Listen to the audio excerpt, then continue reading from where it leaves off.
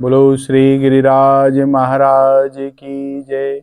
कृष्ण कन्हैया लाल की जय। अखंड मंडलाकारं व्याप्तं येन चराचरं तत्पदं दर्शितं येन तस्मै श्री गुरुवे नमः।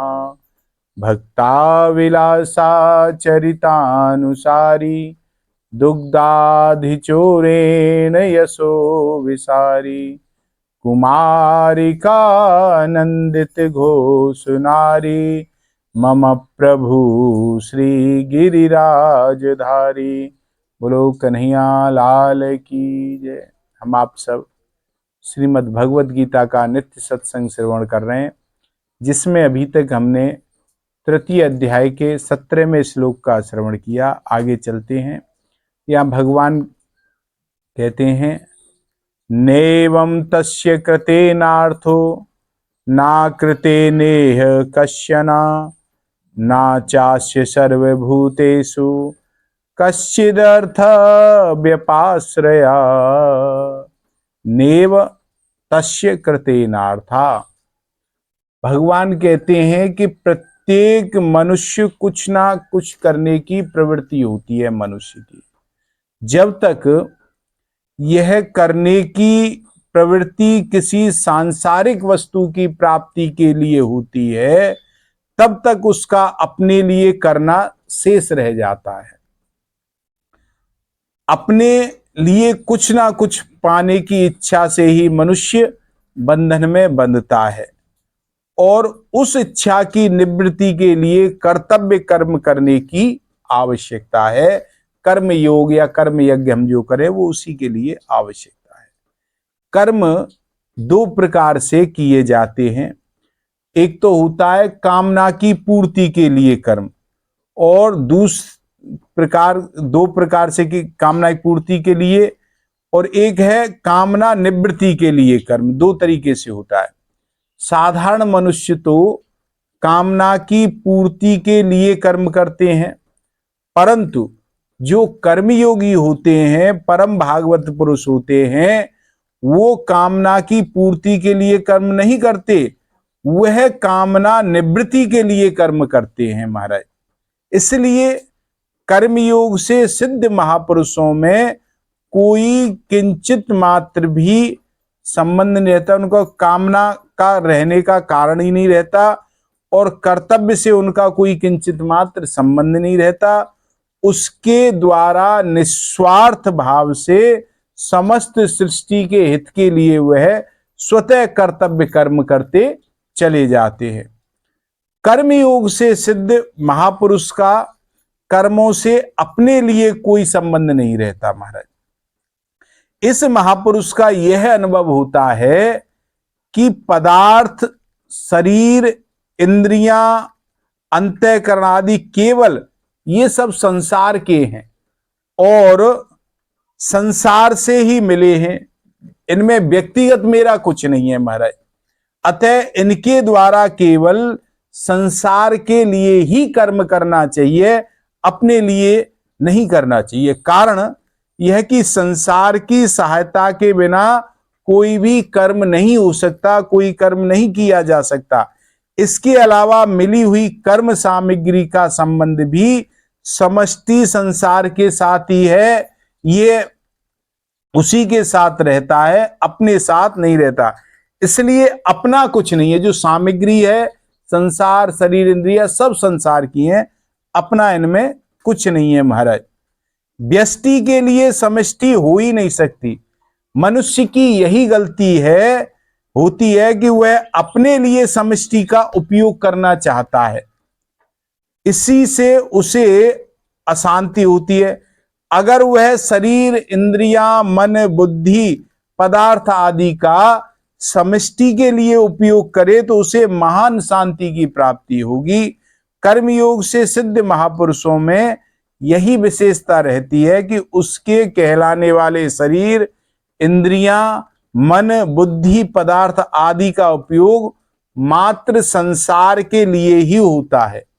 अतः उसका शरीर आदि की क्रियाओं में अपना कोई प्रयोजन नहीं रहता, अपने लिए वह कुछ नहीं करते।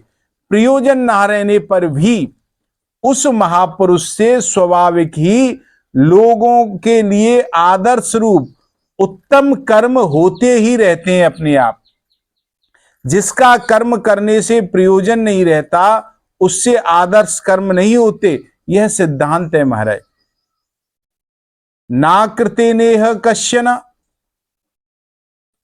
जो मनुष्य शरीर इंद्रियां मन बुद्धि आदि से अपना संबंध मानता है और आलस्य प्रमाद में रुचि रखता है, वह कर्मों को नहीं करना चाहता, क्योंकि उसका प्रयोजन प्रमाद आलस्य आराम आदि से उत्पन्न तामस सुख होता है महाराज। परंतु वह जो महापुरुष है वह सात्विक सुख से भी ऊंचा उठ चुका होता है, तो वह तामस सुख में प्रवृत्त क्यों होगा? उसमें तो होगा ही नहीं महाराज, क्योंकि इसका शरीर आदि से किंचित मात्र भी संबंध नहीं रहता। फिर आलस्य आराम आदि में उसकी रुचि रहने का तो सवाल ही नहीं है, प्रश्न ही नहीं उठता महाराज।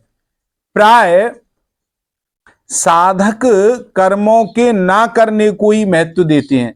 जो ज्यादा है ना, कर्मों से निवृत्त होके एक हो जाओ, ज्यादातर साधक कहते हैं। वे कर्मों से उपरत होकर के समाधि में स्थित होना चाहते हैं सबसे जो और साधक है, जिससे कोई भी चिंतन बाकी ना रहे। यह सब बात श्रेष्ठ है और लाभप्रद तो है, पर सिद्धांत नहीं है ये। यद्यपि प्रवृत्ति मतलब करना की अपेक्षा निवृत्ति ना करना श्रेष्ठ है, तथापि यह तत्व नहीं है महाराज। प्रवृत्ति करना और निवृत्ति ना करना दोनों ही प्रतिक्रिया के राज्य में निर्विकल्प समाधि तक सब प्रकृति का ही राज्य है वहां तक महाराज। क्योंकि निर्विकल्प समाधि से भी व्युत्थान होता है, क्रिया मात्र प्रकृति में ही होती है। प्रकर्षेण करणम भावे लुट इति प्रकृति, और क्रिया हुए बिना व्युत्थान का होना संभव ही नहीं है। इसलिए चलने, बोलने, देखने, सुनने आदि की तरह सोना, बैठना, खड़ा होना, मौन होना, मूर्छित होना, समाधिस्थ होना भी क्रिया ही है महाराज। वास्तविक तत्व चेतन में प्रवृत्ति और निवृत्ति दोनों ही नहीं है। यह प्रवृत्ति और निवृत्ति दोनों का निर्लिप्त प्रकाश है, ये दोनों तत्व में नहीं है। प्रकृति निरंतर क्रियाशील है, बदलती रहती है, इसलिए उससे संबंध रखते हुए कोई भी प्राणी किसी भी अवस्था में क्षण मात्र भी कर्म करे बिना नहीं रह सकता। अतः जब तक प्रकृति का संबंध है तब तक समाधि भी कर्म ही है, जिससे समाधि और व्युत्थान ये दो अवस्थाएं होती हैं। परंतु प्रकृति से संबंध है जब तक विच्छेद होने पर दो अवस्थाएं नहीं होती, एक ही रह जाती है, उसे कहते हैं सहज समाधि अथवा सहजावस्था होती है, जिससे कभी व्युत्थान नहीं होता। कारण कि अवस्था भेद प्रकृति में है, इस जो निज स्वरूप है उसमें अवस्था भेद नहीं है, इसलिए सहजावस्था को सबसे उत्तम कहा गया है महाराज। शरीर से तादात्म्य होने पर ही करना और ना करना ये दो विभाग द्वंद्व होते हैं हृदय में, जब शरीर से हमने संबंध मान लिया। वास्तव में करना और ना करना दोनों की एक ही जाति है, अलग नहीं है ये दोनों। शरीर से संबंध रखकर ना करना भी वास्तव में करना ही माना जाएगा। हम जो कह रहे हैं ना कर रहे, उसमें भी एक क्रिया हो रही है, वो करना ही। जैसे गच्छति, गच्छति का मतलब जाता है, ये क्रिया है। ऐसे ही तिष्ठति का मतलब है खड़ा होना, खड़ा दिखाई देता है, तथापि यह भी क्रिया। अब इसमें क्या है, गच्छति में तो क्रिया स्पष्ट दिखती है, वो जा रहा है, और तिष्ठति में क्रिया दिखाई नहीं देती, तथापि सूक्ष्म दृष्टि से अगर हम देखें तो यह भी एक क्रिया ही है महाराज। इसमें भी वही है, देखा जाए तो जाने की क्रिया की तरह खड़े होना भी क्रिया ही है। इसी प्रकार किसी काम को करना और ना करना, इन दोनों में ही क्रिया है। अतः जिस प्रकार क्रियाओं का स्थूल रूप से दिखाई देना प्रवृत्ति प्रकृति है, उसी प्रकार स्थूल दृष्टि से क्रियाओं का दिखाई ना देना निवृत्ति भी प्रकृति ही है। जिस प्रकार प्रकृति एवं उसके कार्य से भौतिक तथा आध्यात्मिक और लौकिक तथा पारलौकिक कोई प्रयोजन नहीं रहता, उस महापुरुष का करने एवं ना करने में कोई स्वार्थ नहीं रहता। महाराज, जड़ता के साथ संबंध रहने पर ही करने और ना करने का प्रश्न होता है, क्योंकि जड़ता के संबंध के बिना कोई क्रिया होती ही नहीं है।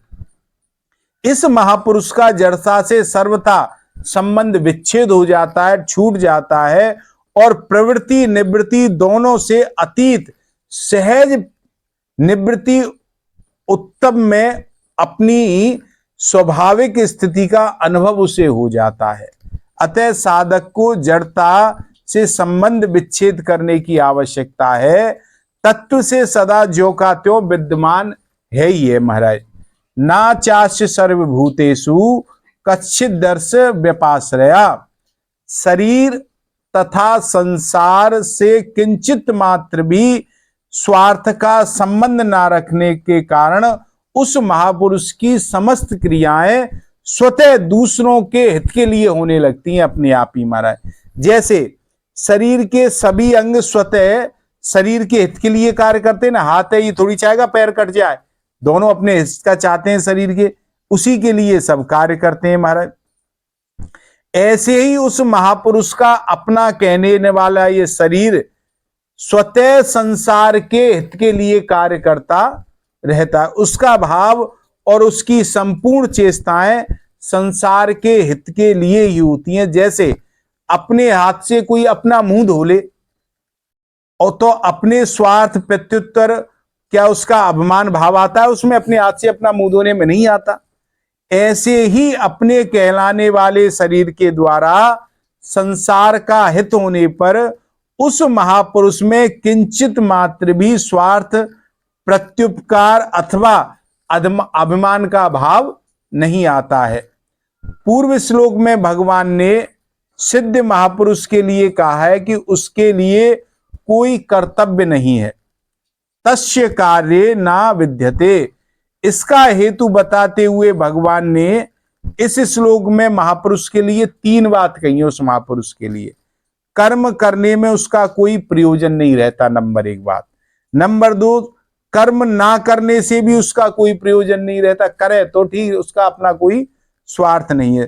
तीसरी बात, किसी भी प्राणी और पदार्थ से उसका किंचित मात्र भी स्वार्थ का संबंध नहीं रहता, अर्थात कुछ पाने का भी उसकी कोई प्रयोजन नहीं रहता। ये 3 चीज उसमें आ जाती है महापुरुष।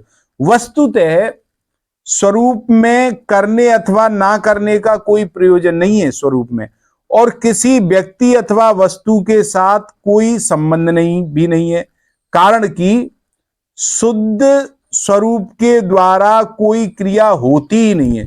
जो भी क्रिया होती है वह प्रकृति और प्रकृति जन्य पदार्थों के संबंध से ही होती है, उनसे हम संबंध मान लेते हैं। तो इसलिए अपने लिए कुछ करने का विधान ही नहीं कहा गया है। महाराज, जब तक मनुष्य करने का राग, पाने की इच्छा, जीने की आशा और मरने का भय रहता है मनुष्य में, तब तक उस पर कर्तव्य का दायित्व रहता है। परंतु जिसमें किसी भी क्रिया को करने अथवा ना करने का कोई राग नहीं है, संसार की किसी भी वस्तु आदि को प्राप्त करने की कोई इच्छा नहीं है, जीवित रहने की कोई आशा नहीं है और मृत्यु से जिसे कोई भय नहीं है, उसे कर्तव्य करना नहीं पड़ता। प्रत्युत उससे स्वतः कर्तव्य कर्म अपने आप होते रहते हैं, और जहां अकर्तव्य होने की संभावना हो ही नहीं सकती, वहां कर्तव्य पालन करने की प्रेरणा मिलती रहती है। महाराज, गीता में भगवान की ऐसी शैली रही है कि वे भिन्न भिन्न साधनों से परमात्मा की ओर चलने वाले साधकों को के भिन्न भिन्न लक्षणों के अनुसार ही परमात्मा को प्राप्त सिद्ध महापुरुषों के लक्षण का वर्णन करते हैं। यहाँ 17वें और 18वें श्लोक में भी इसी शैली का प्रयोग भगवान ने किया है गीता में। जो साधन जहां से प्रारंभ होता है अंत में वही उसकी समाप्ति होती है। गीता में कर्मयोग का प्रकरण यद्यपि दूसरे अध्याय के 19वें श्लोक से प्रारंभ होता है, तथापि कर्मयोग के मूल साधन का विवेचन दूसरे अध्याय के 47वें श्लोक में किया गया है। और इस श्लोक दूसरे अध्याय के 47वें श्लोक के 4 चरणों में बताया गया है। पहला चरण कर्मण्येवाधिकारस्ते, कि तेरा कर्म करने में ही अधिकार है। दूसरी बात मां फलेषु कदाचन, कर्म के फल में तेरा कभी कोई अधिकार नहीं है। तीसरी बात मां कर्म फले फल हेतुर्भु, तू कर्म फल का हेतु मत बन, अपने आप को कर्ता मत मान। चौथी बात माते संगो अस्त्व कर्मणि, तेरी कर्म ना करने में आसक्ति ना हो। ये 4 बात बताइए। प्रस्तुत जो 18वां श्लोक में ठीक उपर्युक्त साधन की सिद्धि की बात है, यहां दूसरे और तीसरे चरणों में साधक के लिए जो बात कही गई है वह प्रस्तुत श्लोक में उत्तरार्ध में सिद्ध महापुरुष के लिए वह बात कही गई है कि उसका किसी प्राणी और पदार्थ से कोई स्वार्थ का संबंध नहीं रहता। वहां पहले और चौथे चरण में साधक के लिए जो बात कही गई है वह प्रस्तुत श्लोक में पूर्वार्ध में सिद्ध महापुरुष के लिए बात कही गई है महाराज। तो यहां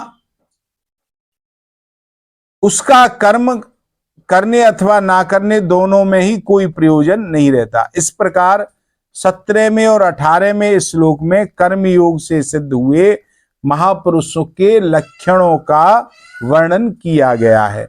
जो कर्मयोग से सिद्ध हो जाता है महापुरुष, उसके क्या लक्षण होते हैं वह 17वें और 18वें श्लोक में बताया।